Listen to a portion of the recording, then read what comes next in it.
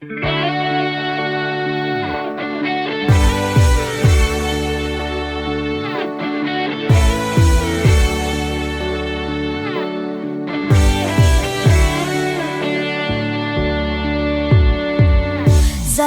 cờ môi tê ô soi là bụi dầu lệp hai rung tinh sức en tu giải thang sắc nè ý ngân nâu kỳ giờ lên tin xin mít mình không nào gian cờ môi tê ô soi là bụi gian một xinh xắn rèn ý hơn nghe giải chim tên gian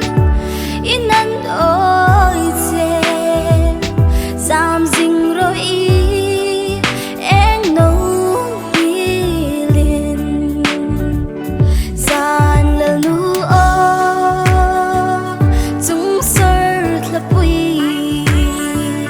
dù bàn rang cả đời luôn xí lâu giá in lệ rô lên tin lại hình dấu tin en tu over dinh rồi gian cả môi tê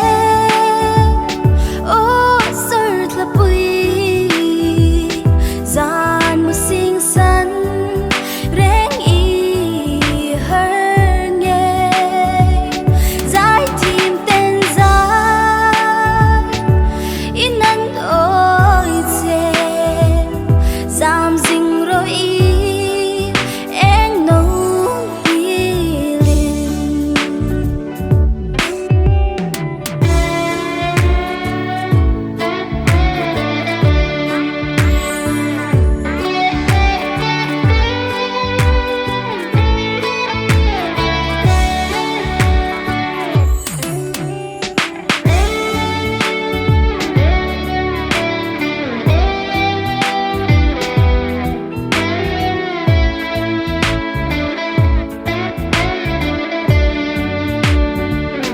gian cờ môi tê